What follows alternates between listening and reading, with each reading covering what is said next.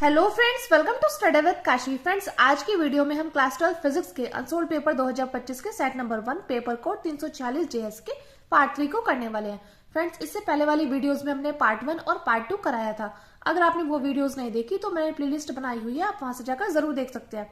और फ्रेंड्स, मैंने unsold paper 2025 के क्लास 12 केमिस्ट्री के भी अनसोल्ड कराए हुए हैं। अगर आपने वो वीडियोस भी नहीं देखी तो मैंने उसकी प्लेलिस्ट बना रखी है, आप वहां से जाकर जरूर देख सकते हैं। तो चलिए फ्रेंड्स, स्टार्ट करते हैं अपनी वीडियो को। देखिए, आज की वीडियो में हम कौन कौन से क्वेश्चन करने वाले हैं, तो एक बार हम अनसोल्ड में देख लेते हैं। तो देखिए, आज की वीडियो में हम खंड द के लघुत्तरीय प्रश्न सेकंड के प्रश्न नंबर 4 के खा पाठ, ग, घ और ड पाठ को करने वाले हैं। क्योंकि इससे पहले वाले वीडियो में यानी कि पार्ट 2 में हमने क्या किया था, पार्ट 2 में हमने यहां तक अपने क्वेश्चंस कंप्लीट कर लिए थे। तो आज की वीडियो में हम करने वाले हैं ख, ग, घ, ड। तो देखिए, आज की वीडियो में हम क्वेश्चन करने वाले हैं खा, परावर्ती दूरदर्शी का किरण आरेख खींचिए, इसकी कार्यविधि स्पष्ट कीजिए, जो कि आपके बोर्ड एग्जाम में डायरेक्टली 3 मार्क्स का पूछा गया था। अगला क्वेश्चन हमारा अनुचुंबकीय, प्रतिचुंबकीय तथा लोह चुंबकीय पदार्थों में विभेद कीजिए तथा प्रत्येक का एक एक उदाहरण दीजिए। तो ये क्वेश्चन भी डायरेक्टली 3 मार्क्स का पूछ लिया गया था। अगला देखिए, अगला है ऊर्जा बैंड के आधार पर चालकों, कुचालकों एवं अर्धचालकों के वर्गीकरण की व्याख्या कीजिए। तो ये भी डायरेक्टली आपसे 3 मार्क्स का पूछ लिया गया था। अगला देखिए, अगला क्वेश्चन है स्वप्रेरकत्व से क्या तात्पर्य है। एक कुंडली का स्वप्रेरकत्व 0.4 मिली हेनरी है। तो इसमें बहने वाली धारा का मान 0.1 सेकंड में 1 एम्पियर से परिवर्तित हो जाता है। तो प्रेरित विद्युत वाहक बल की गणना कीजिए। तो देखिए, यानी कि एक क्वेश्चन भी आपसे 3 मार्क्स के पूछ लिए गए थे। तो चलिए फ्रेंड्स, देखते हैं हम इन क्वेश्चन का सॉल्यूशन। तो देखिए, इसमें हमारा क्वेश्चन नंबर 4 का ख पार्ट है, परावर्ती दूरदर्शी का किरण आरेख खींचिए और इसकी कार्यविधि भी स्पष्ट कीजिए। तो देखिए, यहाँ पर आपको चित्र दिखाई दे रहा होगा। देखिए, ये है इसका चित्र। क्योंकि यहाँ पर बोला गया ना, परावर्ती दूरदर्शी का किरण आरेख खींचिए और इसकी हमें कार्यविधि बतानी है। तो देखिए, आपको एकदम से देखने पर ये समझ में नहीं आएगा। तो चलिए इसको बिल्कुल आसान तरीके से समझते हैं कि ये डायग्राम किस प्रकार से बनकर तैयार हुआ है। तो देखिए, यहाँ पर देखिए, इसमें सबसे पहले एक वस्तु ए बी है। यहाँ पर देखिए, यहाँ पर मान लेते हैं, यहाँ पर क्या है, यहाँ पर कोई वस्तु ए बी है। यहाँ पर हमने मान ली कि कोई वस्तु क्या है, ए बी है। ठीक है, ए बी हमने वस्तु मान ली है जो कि अनंत पर रखी हुई है। ये किस पर रखी हुई, अनंत पर रखी हुई है। और अनंत पर रखी वस्तु ए बी का ही हमें प्रतिबिंब देखना है। तो इसमें हम सबसे पहले काम करेंगे कि हम एक सीधी रेखा खींच देते हैं। यहां से क्या करेंगे, यहां से हम एक डायरेक्टली सीधी रेखा खींच देंगे। देखिए, यहाँ पर हमने क्या कर दिया, यहाँ पर हमने एक सीधी रेखा खींच दी। ठीक है फ्रेंड्स, यहाँ पर हमने एक सीधी रेखा खींच दी। उसके बाद हम क्या करेंगे, अब हम अवतल दर्पण बना लेंगे। यहाँ पर क्या बनाएंगे, यहाँ पर हम बना लेंगे अवतल दर्पण। ये क्या है फ्रेंड्स, ये हमारा अवतल दर्पण।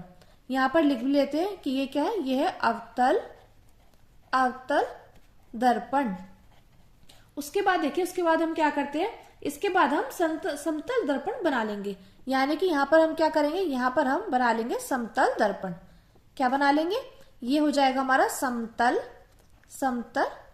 दर्पण। अब देखिए, उसके बाद हम क्या करने वाले हैं। तो देखिए, वस्तु अनंत पर रखी हुई है। तो जो भी वस्तु हमारी अनंत पर रखी है उसमें जो किरणें आती है, तो कैसी किरणें आती है, उसमें किरणें आती है समांतर किरणें। तो इस वस्तु में समांतर किरणें आकर सबसे पहले अवतल दर्पण पर आकर पड़ेगी। तो देखिए, ये आ रही है समांतर किरणें। ये 2 किरणें जो आ रही है, ये आ रही है समांतर किरणें। और ये किरणें आकर सबसे पहले अवतल दर्पण से टकराएंगी। तो अवतल दर्पण पर 2 समांतर किरणें आकर टकरा आ जाती हैं। तो अवतल दर्पण इन किरणों को क्या करके परावर्तित करके समतल दर्पण पर के पास भेज देगा। ये क्या करेगा, ये परावर्तित करके समतल दर्पण के पास भेज देगा। तो देखिए, ये कुछ इस प्रकार जाएगी, ये इससे इस प्रकार जाएगी और ये जाएगी इससे इस प्रकार।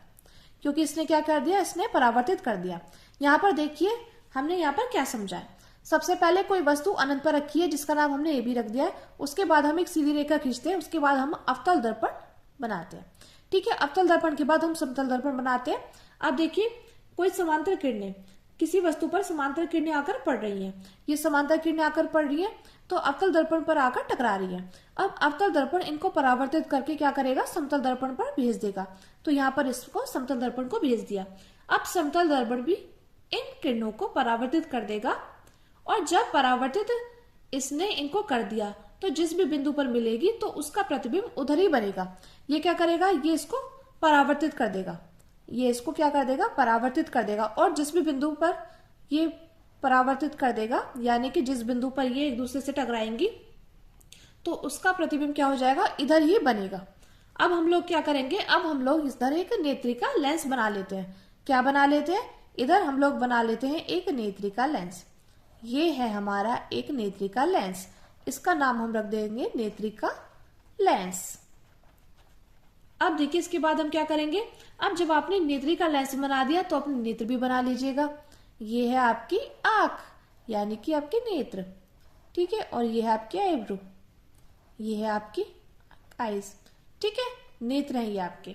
इसके बाद हम क्या करेंगे, अब इस नेत्रिका लेंस का एक मुख्य अक्ष है, यानी कि देखिए ये तो यहां टकरा रही है, ये यहां टकरा रही है, ठीक है। अब इस नेत्रिका लेंस का क्या है, एक मुख्य अक्ष है। मान लीजिए हमने किसी पॉइंट पर एक मुख्य अक्ष मान लिया, तो वो सीधी रेखा में इसको खींच देंगे।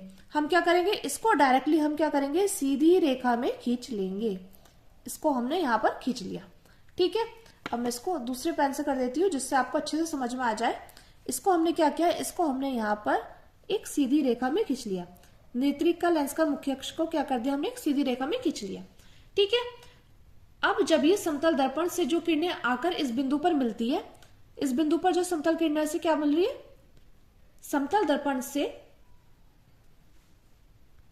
तो देखिए समतल दर्पण से जो किरणें आकर इस बिंदु पर मिल रही है, तो ये मुख्य अक्ष से इस पर आ गई है। तो यहाँ पर क्या हो जाएगा, यहाँ पर हमारा प्रतिबिंब बन जाएगा। यहाँ पर क्या बन जाएगा, यहाँ पर बन जाएगा हमारा प्रतिबिंब। क्या बन गया फ्रेंड्स, यहाँ पर हमारा प्रतिबिंब बन गया। और इसका नाम हम नामकरण कर देंगे, इसका हो जाएगा A1 B1। क्या हो जाएगा, इसका नाम हो जाएगा यहाँ पर A1 और B1, ठीक है।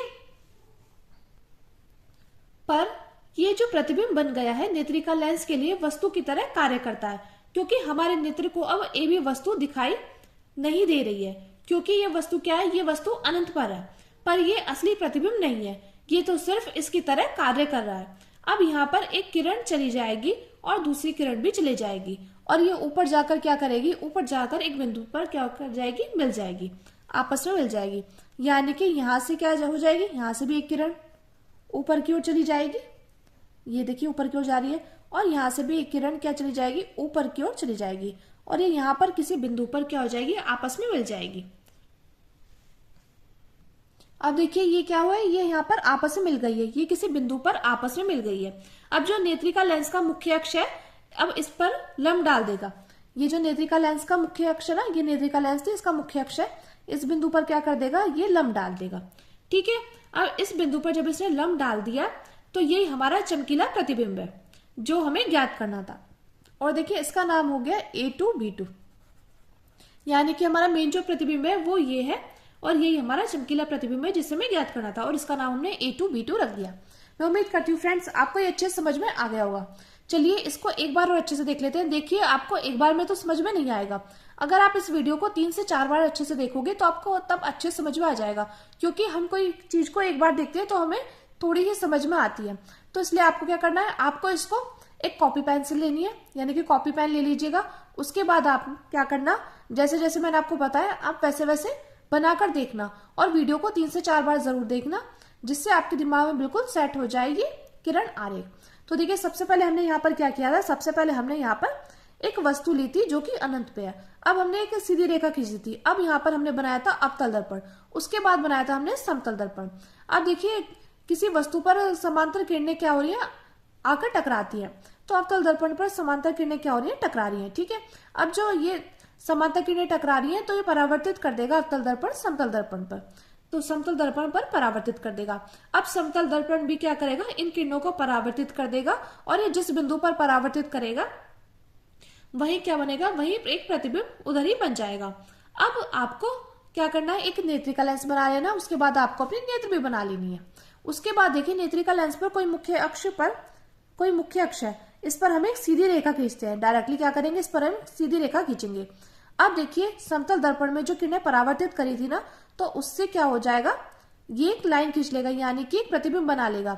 लेकिन ये हमारा वास्तविक प्रतिबिंब नहीं होगा, ये हमने इस प्रतिबिंब इसलिए बनाया क्योंकि हमें ए बी वस्तु जो अनंत पर थी वो दिखाई नहीं पड़ रही थी, तो इसलिए हमने यहाँ पर A1 B1 प्रतिबिंब बनाया था। उसके बाद हमने क्या किया है, उसके बाद देखिए यहाँ से क्या है, यहाँ से दो समांतर किरणें क्या हो रही है, ऊपर जा रही हैं और ये क्या हो रही है, आपस में टकरा रही हैं। अब देखिए मुख्य नेत्रिका का मुख्य अंश इस पर क्या करेगा, इस पर लंब डालेगा। अब जब इसका लंब डाला है तो यही हमारा प्रतिबिंब है जिसे हमें ज्ञात करना था और इसका नाम हमने A2 B2 रख दिया। मैं उम्मीद करती हूँ फ्रेंड्स अब तो आपको अच्छे समझ में आ गया होगा। चलिए अब आगे चलते हैं।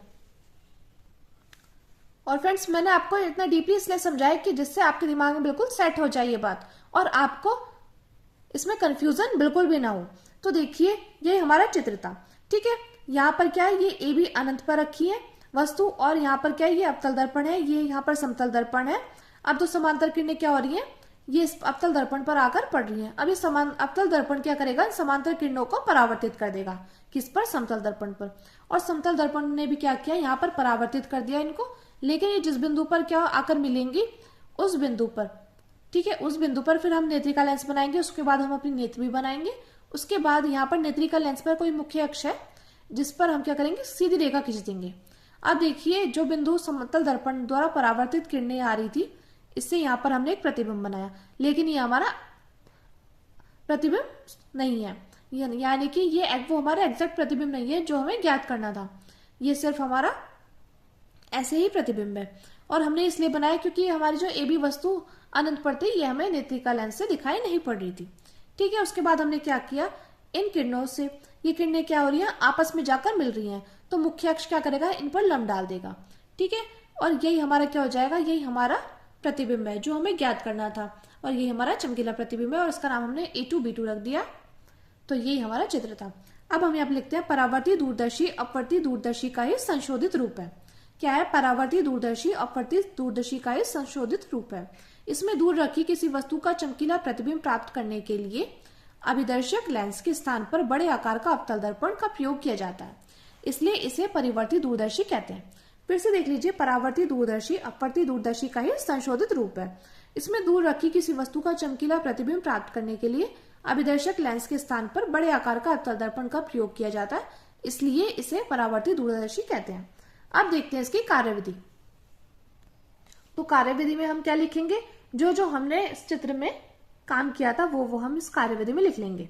तो हम यहाँ पर लिखते हैं अनंत पर रखी ए बी वस्तु से समांतर किरणें अवतल दर्पण पर पड़ती हैं, फिर परावर्तित होकर ये समतल दर्पण पर पड़ती है, फिर समतल दर्पण से परावर्तित होकर किरणें जहां पर आपस में मिलती हैं वहां पर प्रतिबिंब A1 B1 का निर्माण करती हैं। ये वाला प्रतिबिंब नेत्रिका लेंस के लिए वस्तु की तरह कार्य करता है। अब नेत्रिका लेंस से जो किरणें जाती हैं और जहां ये आपस में मिल जाती हैं वही अंतिम प्रतिबिंब यानी कि A2 B2 बनता है। यही वो प्रतिबिंब है जो अनंत पर रखी वस्तु का चमकीला प्रतिबिंब A2 B2 प्राप्त करना था। ये प्रतिबिंब आभासी सीधा व वस्तु से बड़ा होता है। तो फ्रेंड्स आपको ये रटने की जरूरत नहीं है कार्यविधि, मैंने आपको डायग्राम में जो यानी कि किरण आरेख में जो भी समझाया है ये आपको डायरेक्टली वही लिखना है क्योंकि वही यहाँ पर लिखा हुआ है। और अगर आपको इसका स्क्रीनशॉट लेना है तो आप इसका स्क्रीनशॉट भी ले सकते हैं। तो देखिए यहाँ पर लिखा था कि अनंत पर रखी ए बी वस्तु से समांतर किरणें अवतल दर्पण पर पड़ती है, फिर परावर्तित होकर ये समतल दर्पण पर पड़ती है, फिर समतल दर्पण से परावर्तित होकर किरणें जहां पर आपस में मिलती हैं वहां पर प्रतिबिंब A1 B1 का निर्माण करती है।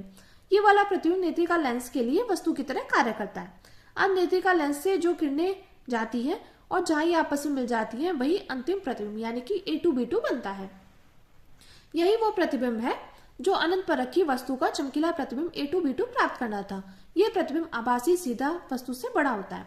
अब हम लिखते हैं आवर्धन क्षमता। तो आवर्धन क्षमता M = -FO अपॉन FE, जहां पर FO क्या है, FO अंतिम प्रतिबिंब द्वारा नेत्र पर बना कोण है और FE वस्तु द्वारा नेत्र पर बना कोण है। अब देखते हैं अगले क्वेश्चन को, जो कि है अगला क्वेश्चन है हमारा 4th का ग पार्ट। अनुचुंबकीय, प्रतिचुंबकीय तथा लोह चुंबकीय पदार्थों में विभेद कीजिए तथा प्रत्येक का एक एक उदाहरण दीजिए। तो देखते हैं अनुचुंबकीय, प्रतिचुंबकीय और लोह चुंबकीय पदार्थ में विभेद यानी कि अंतर और प्रत्येक का एक एक उदाहरण भी देखते हैं। तो बात करें अनुचुंबकीय पदार्थ की, तो ऐसे पदार्थ जिन्हें चुंबकीय क्षेत्र में रखने पर चुंबकीय क्षेत्र की दिशा में मामूली सा चुंबकित होते हैं तथा इस किसी शक्तिशाली चुंबक के करीब ले जाने पर उसके सिरे की ओर आकर्षित होते हैं, तो ऐसे पदार्थों को अनुचुंबकीय पदार्थ कहते हैं। फिर से देख लीजिए, ऐसे पदार्थ जिन्हें चुंबकीय क्षेत्र में रखने पर चुंबकीय क्षेत्र की दिशा में मामूली सा चुंबकित होते हैं तथा किसी शक्तिशाली चुंबक के करीब ले जाने पर उसके सिरे की ओर आकर्षित होते हैं, तो ऐसे पदार्थों को अनुचुंबकीय पदार्थ कहते हैं। एग्जाम्पल इसका सोडियम, प्लेटिनम, मैग्नीज आदि। अब देखिए इसमें आपसे एक एक उदाहरण पूछा गया था, तो आपका इसमें जो भी मन करे आप वह एक उदाहरण लिख सकते हैं। अब बात करें प्रतिचुंबकीय पदार्थ की, तो देखिए ऐसे पदार्थ जिन्हें चुंबकीय क्षेत्र में रखने पर चुंबकीय क्षेत्र विपरीत दिशा में मामूली सा चुंबकित होता है तथा किसी शक्तिशाली चुंबक के करीब ले जाने पर कोई प्रतिक्रिया नहीं होती, उन्हें प्रतिचुंबकीय पदार्थ कहते हैं, जैसे सोना, चांदी आदि। फिर से देख लीजिए प्रतिचुंबकीय पदार्थ क्या है।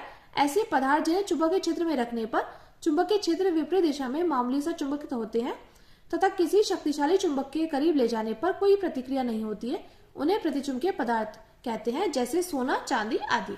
अगला देखिए, अगला है लोह चुंबकीय पदार्थ। तो लोह चुंबकीय पदार्थ क्या होते हैं? ऐसे पदार्थ जिन्हें चुंबकीय क्षेत्र में रखने पर प्रबल रूप से चुंबकित होते हैं तथा किसी शक्तिशाली चुंबक के करीब ले जाने पर चुंबक के सिरे की ओर तेजी से आकर्षित होते हैं, तो उसे क्या कहते हैं?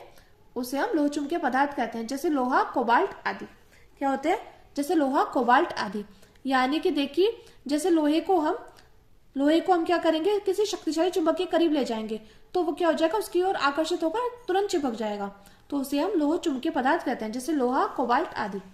और प्रतिचुंबकीय पदार्थ में क्या होता है? प्रतिचुंबकीय पदार्थ में ऐसे पदार्थ जिन्हें चुंबकीय क्षेत्र में रखने पर चुंबकीय क्षेत्र विपरीत दिशा में मामूली सा चुंबक होता है। इसमें मामूली सा चुंबकित होगा, किसी शक्तिशाली चुंबक के करीब ले जाने पर कोई प्रतिक्रिया नहीं होगी, यानी कि प्रतिक्रिया होगी तो लोह चुंबकीय पदार्थ में होगी, प्रतिचुंबकीय पदार्थ में कोई प्रतिक्रिया नहीं होती। और इसका एग्जाम्पल था सोना, चांदी। और आगे देखिए अनुचुंबकीय पदार्थ में क्या था कि ऐसा पदार्थ जिन्हें चुंबकीय क्षेत्र में रखने पर चुंबकीय क्षेत्र की दिशा में मामूली सा चुंबकित होता है तथा किसी शक्तिशाली चुंबक के करीब ले जाने पर उसके सिरे की ओर आकर्षित होते हैं, तो ऐसे के पदार्थों को अनुचुंबकीय पदार्थ कहेंगे। यानी कि अनुचुंबकीय पदार्थ तो बहुत थोड़े से आकर्षित होंगे लेकिन प्रतिचुंबकीय तो होंगे नहीं। तो अनुचुंबकीय जो थोड़े से होंगे वो होगा सोडियम, प्लेटिनम, मैग्नीज आदि, और जो होंगे प्रतिचुंबकीय में तो बिल्कुल भी नहीं होंगे, जैसे सोना, चांदी, और लोह चुंबकीय में होंगे जैसे लोहा, कोबाल्ट।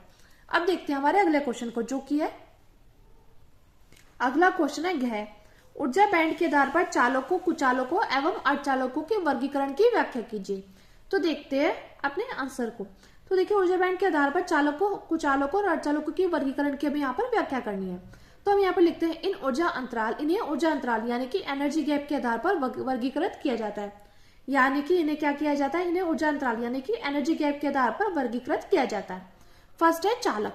तो संयोजी बैंड और चालन बैंड दोनों एक दूसरे पर अतिव्यापक यानी कि ओवरलैप होते हैं। इनका ऊर्जा अंतराल क्या होता है? शून्य होता है। यानी कि इनका जो एनर्जी गैप होगा वो क्या होगा? शून्य। और आप इस प्रकार से लिखाना कि जब शून्य होगा तो चालन और संयोजी के बीच क्या हो जाएगा? गैप हो जाएगा। तो देखिए हम चालक में क्या लिखते हैं? संयोजी बैंड और चालन बैंड दोनों एक दूसरे पर अतिव्यापक यानी कि ओवरलैप करते हैं और इनका ऊर्जा अंतराल क्या होता है? शून्य होता है। तो energy gap is equal to 0, चालन और संयोजी। अब आगे देखिए, आगे बात आती है कुचालक की। तो कुचालक में क्या होता है? संयोजी बैंड और चालन बैंड के बीच ऊर्जा अंतराल क्या होता है? बहुत अधिक हो जाता है। जो संयोजी बैंड होता है और चालन बैंड के बीच क्या होता है? ऊर्जा अंतराल बहुत अधिक हो जाता है। इन कुचालकों को अचालक भी कहते हैं क्योंकि इसमें धारा बिल्कुल भी नहीं बहती है, जैसे लकड़ी। तो इन कुचालकों को क्या कहा जाता है? अचालक भी कहा जाता है क्योंकि इसमें धारा बिल्कुल भी नहीं बहती है, जैसे कि लकड़ी। अब देखिए कुचालक में क्या था? संयोजी बैंड और चालन बैंड के बीच ऊर्जा अंतराल बहुत अधिक हो रहा था, यानी कि एनर्जी गैप 5 इलेक्ट्रॉन वोल्ट से भी ज्यादा होता है। एनर्जी गैप जो होता है वो 5 इलेक्ट्रॉन वोल्ट से भी ज्यादा होता है। तो आप यहाँ पर चालन बनाएंगे और यहाँ पर संयोजी, तो इनके बीच गैप क्या है? ज्यादा है। अब बात करें अर्धचालक की। तो संयोजी बैंड और चालन बैंड के बीच ऊर्जा अंतराल क्या होता है? बहुत कम होता है। अर्धचालक में क्या होता है? संयोजी बैंड और चालन बैंड के बीच ऊर्जा अंतराल क्या होता है? बहुत कम होता है। यानी कि यहाँ पर जो एनर्जी गैप है वो बहुत कम होगा, तो वो बहुत कम होगा और 3 इलेक्ट्रॉन वोल्ट अधिक होगा। तो देखिए चालन और संयोजी के बीच क्या होता है? वो गैप कम है। तो फ्रेंड्स अब देखते हैं हमारे अगले क्वेश्चन को, जो कि है अब देखिए अगला क्वेश्चन है ड स्वप्रेरकत्व से क्या तात्पर्य है? एक कुंडली का स्वप्रेरकत्व 0.4 मिली हेनरी है। इसमें बहने वाली धारा का मान 0.1 सेकंड में 1 एम्पियर से परिवर्तित हो जाती है। तो प्रेरित विद्युत वाहक बल की गणना कीजिए। तो देखिए यहाँ पर हम लिखते हैं इसकी परिभाषा, स्वप्रेरक बोल रही है, स्वप्रेरण बोल दीजिए, दोनों एक ही है। तो कुंडली में धारा परिवर्तन की दर एकांक हो तो उत्पन्न प्रेरित विद्युत वाहक बल ही स्वप्रेरकत्व कहलाता है। इसे एल से दर्शाते हैं। फिर से देखते हैं स्वप्रेरकत्व। तो कुंडली में धारा परिवर्तन की दर एकांक हो तो उत्पन्न प्रेरित विद्युत वाहक बल ही स्वप्रेरकत्व कहलाता है। इसे हम एल से दर्शाते हैं। यानी कि इसका जो सूत्र होता है, इसका सूत्र होता है is equal to minus L D I upon में डी टी। अगर D I upon D T यानी धारा परिवर्तन की दर क्या हो जाए, एकांक हो जाए, यानी कि ये जो है ये क्या हो जाए, ये पूरी हो जाए एकांक यानी कि एक हो जाए, तो यहां पर E बराबर क्या हो जाएगा, E बराबर हो जाएगा माइनस का L। ठीक है फ्रेंड्स, तो यही कुंडली में धारा परिवर्तन की दर एकांक हो तो उत्पन्न प्रेरित विद्युत वाहक बल स्वप्रेरकत्व कहलाता है। इसे L से दर्शाते हैं। ठीक है, अब देखिए, अब यहां पर हमें क्वेश्चन में क्या दिया गया है, क्वेश्चन में हमें दिया गया है, और यहां पर देखिए जो प्रेरित विद्युत वाहक बल है स्वप्रेरित क्या हो जाएगा, यहाँ पर बराबर हो जाएगा। वैसे जो इसका सूत्र होता है वो होता है is equal to minus L D I upon D T. तो यहाँ पर हमें दिया गया है एक कुंडली का स्वप्रेरक तो 0.4 मिली हेनरी है, यानी कि एल दिया गया है हमें। इसमें बहने वाली धारा ये दी गई है। ठीक है, धारा तो ये दी गई है, धारा तो दी गई है 1 एम्पियर, और देखिए ये क्या दिया गया है, टाइम दिया गया, यानी कि dt दिया गया है। तो हमसे पूछा है प्रेरित विद्युत वाहक बल की गणना करो। तो हम यहां पर लिखते हैं L बराबर क्या दिया गया है, L यानी कि स्वप्रेरकत्व, तो ये दिया गया है 0.4 मिली हेनरी दिया गया है। अब देखिए इस मिली को हटाने के लिए हम क्या करेंगे, 0.4 गुणा 10 की घात -3 से गुणा कर देंगे, तो ये हो जाएगा 0.4 गुणा 10 की घात 3 हेनरी। तो देखिए अब यहाँ पर क्या है, दशमलव है, इस दशमलव को हटाने के लिए हम क्या करेंगे, तो यहाँ पर हो जाएगा 10 की घात -3 और -1, तो ये मिलकर क्या बनाएगा, माइनस क्या होते हैं, प्लस होते हैं, लेकिन जो साइन आएगा वो किसका आएगा, वो आएगा बड़ी डिजिट का। तो ये हो जाएगा 4 गुणा 10 की घात -4 हेनरी। ठीक है, एल तो हमारी ये है। अब हमें dt टाइम कितना दिया गया है, 0.1 सेकेंड दिया गया है। और बात करें डी की, तो ये कितना दिया गया है, ये दिया गया है हमें 1 एम्पियर। तो हमारा सूत्र क्या होता है, सूत्र होता है is equal to minus L D I upon D T. Is equal to minus L D I upon D T, ये हमारा सूत्र होता है। तो हम क्या करेंगे, इसमें हम वैल्यू को पुट कर देंगे। तो देखिए ये हो जाएगा एल कितना है, माइनस ये 4 गुणा 10 की घात -4 गुणा डी आई कितना था, 1 था, और डी टी कितना है 0.1, तो यानी कि एक डिजिट से पहले पॉइंट है तो इसको हटाएंगे तो यहाँ पर भी 0 हो जाएगी। तो यहाँ पर क्या हो जाएगा, यहाँ देखिए बराबर -4 गुणा 10 की घात -4 गुणा 10 की घात, इसको मान लीजिए 10 की घात 1 है। तो देखिए ये क्या हो जाएगा, -4 और +1 करेंगे तो प्लस क्या हो जाएगा, माइनस हो जाएगा, लेकिन साइन आएगा बड़ी डिजिट का, तो हो जाएगा -3। तो यहाँ पर आएगा E इज इक्वल टू -4 गुणा 10 की घात -3 वोल्ट। ये हमारा इस क्वेश्चन का फाइनल आंसर आ जाएगा। और अगर आप इसको आगे भी बढ़ाना चाहते हैं तो आप इसको कुछ इस प्रकार भी लिख सकते हैं, E is equal to -4 millivolt, क्योंकि हमने जब मिली को हटाया था तो 10 की पावर -3 आया था, तो -4 मिली वोल्ट आ जाएगा। तो फ्रेंड्स या तो आंसर ये लिख लीजिए या लिख लीजिए, दोनों ही सही है। मैं उम्मीद करती हूँ फ्रेंड्स आपको ये वीडियो अच्छी लगी होगी और आपके लिए हेल्प जरूर हुई होगी। अगर आपको हेल्प मिली हो तो प्लीज हमारे चैनल को सब्सक्राइब कीजिएगा और वीडियो को लाइक शेयर कमेंट जरूर कीजिएगा। और हाँ, ज्यादा से ज्यादा वीडियो को शेयर जरूर करना। और आप कहाँ से और इस बार आपका कितने मार्क्स लाने का टारगेट है ये आप कमेंट करके जरूर बताना, क्योंकि आप कमेंट करेंगे तो हमें मोटिवेशन मिलेगी कि हमारी वीडियो कहाँ कहाँ तक पहुंच पा रही है और किन किन लोगों को हेल्प मिल पा रही है। तो चलिए फ्रेंड्स, मिलते हैं नेक्स्ट वीडियो में। Thanks for watching. और हाँ, अगर आपको इसका अगला पार्ट भी चाहिए तो आप कमेंट में जरूर बताना। तो चलिए फ्रेंड्स, मिलते हैं नेक्स्ट वीडियो में। Thanks for watching.